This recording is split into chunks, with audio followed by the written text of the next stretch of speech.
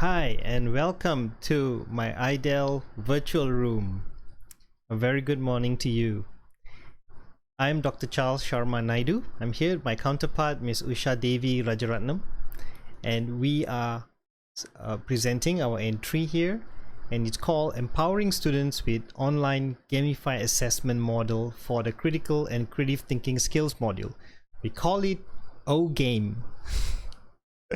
So it's actually inspired from a game, basically inspired from games. So it's a gamified assessment system. And if you see the link up here, so if you click on that link, you'll go to my poster. So you'll be able to see the poster and a special link to the website. So here it goes. This is what it looks like. And I've zoomed it up so you'll be able to see it up close. However, you'll be able to see it in your browser separately as a whole. Now, that's me and that's my counterpart, Ms. Usha Devi, and we both have been facilitating the August 2020 Creative and Critical Thinking Skills module, which was last year. And much of the data that's been obtained was based on that batch. And that was the batch that we have implemented the self-scoring system for the very first time, which we didn't anticipate how well it would have been received. However, the most important thing is we want to tell you how and why we did this. So the objective is basically for self-updating and progress tracking. So progress tracking assessment system, a gamified assessment progress tracking approach allows students to be able to see their progress in real time. So this is the key, real time. So which means students will be able to open the analytics at any point during the week or any point during the semester to see how well they are doing. So the objective is to create and enable this. So it's to enable the students to be able to be directly involved in their assessment. So the self-scoring system is one of the value-added aspect of this project. Now, why is it so? Because students will be able to make decisions based on what they visually see changing from time to time, which means just like when you play a game, when you play a complex role-playing game on a computer game or console game, what you would notice is when you reach certain milestones in a game, in any game that you play, then you would be able to see scoring. So simple as that. Like even if you play badminton or you play any kind of sport, you score. So that gave me an idea because we want this to be more relevant for them. We want assessment to be not something that is extrapolated from their experience in learning, but however, being very much part of their learning and very much part of the enjoyment as well and achievement. So therefore, that's the value that they see. However, students were able to also make meaning out of this through self-scoring. So the usefulness of this is pretty obvious, the framework. And what we noticed from the framework is that students found it very interesting to see how one input source would be able to have direct consequences or implication to everything else, to their progress. And that is what I found to be quite intriguing as well. If one input source, which is commonly used in varied data processing techniques, approaches, but I noticed that this is a common framework that we see in games too. All we see in games is that the action being done in the game world have a direct consequence to the data as well. So therefore, there's so much empowerment here, and we decided to empower the students, give them authority over their own progress. So that empowered them to be able to see how much they have gained and how much they earned, how much points they earned. So we didn't use exact percentages, we use scoring, and this scoring in XP scores, which is directly converted into percentage. So therefore, from one rubric source, one input source, which is in the input sheet, then everything else is self-updating. the leaderboards, progress chart, and the Taylor's graduate capability domain as mapped out to the module learning outcomes.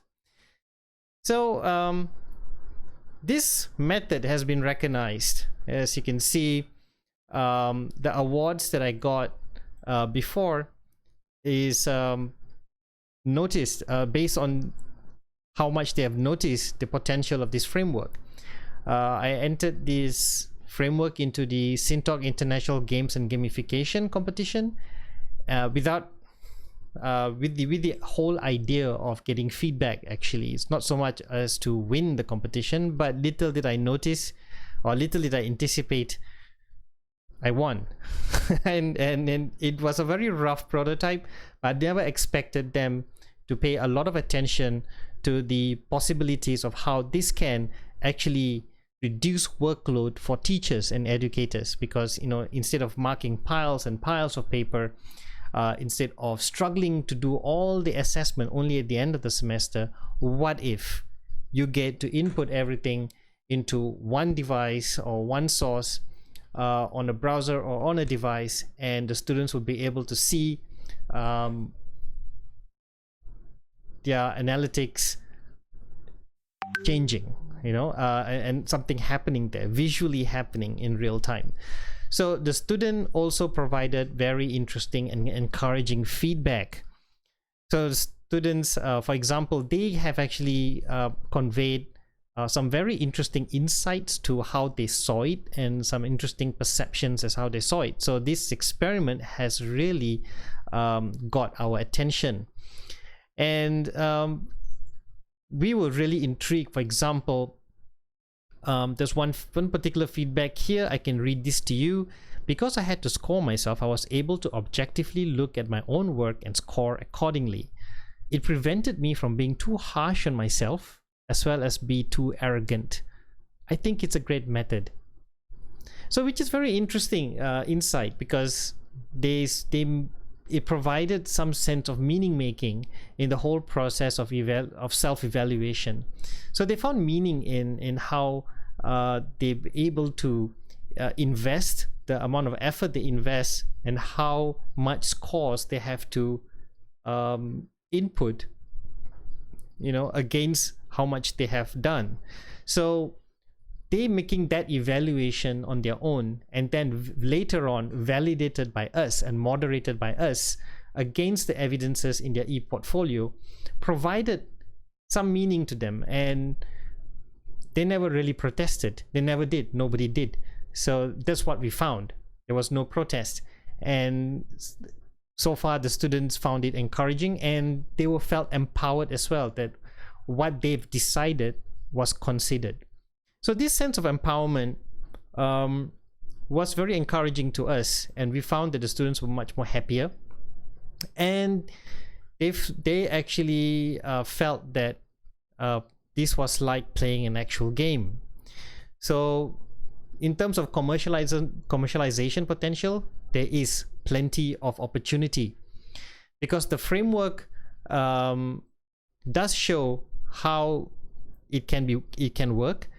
The framework does show how that this can be a fundamental approach to trying to create a mechanism or an application for teachers, for educators to be able to make decisions on the app itself. For example, you can decide that it can be gamified or non-gamified approach. However, if it's gamified approach, then you have a wizard. You could there's so many different functions that it could actually generate whole templates for rubrics and input information, and later on it generate the analytics and leaderboard for you. All you need to do is input your scores later on. So the O-Game framework has a potential, and currently I call it the Gamified Classroom Wizard. It's kind of my wishful thinking, but however, I see this can be applied in many levels of education, even primary school, secondary school, with different themes as well. So this is the thing that I'm envisioning, and a thing that I intend to continue to work on. However, this system can further be tested it needs further testing and polishing. So truly possible, I feel. Now if you scroll up to the front of to the top of the PDF poster, then you see a website. Now this website address goes straight to this. Now here you would see samples of what I've done in last year's 2020 August 2020 batch. So you'll be able to view these, because if you click on this, you go straight to the actual assessment sheet, which has been archived, and you will be able to see lots of different samples. So this, do see it in private, and you'll be able to see all the different samples, feedback from students, the actual Google Sheet as well, the online scoring guide, and so on. However, this is what maybe we can try now. Try it yourself. So if you click on try it yourself, you can be part of this too. So there is a video guide which you can watch on your own time, and you can also have, and you also will be able to see different links and different buttons here. So here on the top here, this is the one that matters the most, the editable sample assessment input sheet. This is how it's done. Now let's just say this is the main spreadsheet, and for each student, and you notice that your name is here too. Let me zoom this up a little closer. There you go. So these are your names here, and looking at your scores, you did pretty well. And you got A's. Congratulations. So let's see, what about your rubric? Now let's look at your rubric. How did you score so well? Now if you look at the rubric, now the guide here is given. This is where you input your scores. Like in this case, for exercise, you got 5 exercises. You got project 1, which your score can be input here. Project 2, your score can be input here, and here are the categories of your achievement, your score categories. Then you have comments too, so I've given you a comment. Hope you like that comment. And these are the final scores. So then you move on to seeing, now what if when the fact that you have such a good score, how does it look like on the leaderboard? Now if you look at the self-updating leaderboard, there you go. So you actually can see this. So you actually got a very high rank, and these are the badges that you've earned for each project, and these are the XP scores that you earned for each task and each task categories. And here's an XP boost as well. So congratulations, you got a free 5 awarded points based on the algorithm here. You got a free points. So the free points represent points that we can use at our discretion to be able to boost your scores should your scores require a boost. For example, a borderline mark that needed a boost or reduction, things like that. So when we moderate the scores, we'll see how much privileges that you have earned in this case. Now, if you go back here, you see the progress chart. Now, this is based on the actual weightage. And in the progress chart, you can see, congratulations, student 1, you have definitely done exceptionally well. So you can see every section have different achievements as noted by the legend here. So this is how a progress chart will look like, and throughout the semester they will be able to see how they are growing and where they are at, where they are positioned. And this creates a competitive atmosphere. At the same time, they were able to compare and contrast and evaluate where they are, how much more to invest into their assignment and their subject. So if you want to, then of course the graduate capability domain, you'll be able to see the graduate capability domain for discipline specific knowledge, which is basically planned for this subject, and critical and creative thinking. Then you have lifelong learning, and so on and so forth. So you have 3 different graduate capability domain as mapped out to the module learning outcomes. There are 4 module learning outcomes for this subject. So in this case, it'll be very clear for the students exactly what sense of achievement they'll be expecting, and where and how are these achievements and how are these badges defined in the references. And students are usually accessing a similar website that looks something like this. So here is the badge referencing, where they'll be able to see what their badge stand for, and their XP scores and description as well. So you also will be able to see the score mapping as well. Yep. So there you go. So that's what I intended to present to you. This has actually been a very exciting journey for us, and I truly hope that I will take this a lot further. And based on the past IUCell competitions I've been on, I've never been very satisfied using an existing platform. I used to use Classcraft a lot for gamified assessment and things like that, but I wanted to try something more original, something a little bit more honest and genuine, and something that's really based on a need. And that's what I decided to do at this time around. So I hope you found this useful and informative as how we did. And thank you so much for this opportunity to share this idea. And I wish you very well, and do stay safe. Thank you very much for spending some time to watch this and to also explore what we have.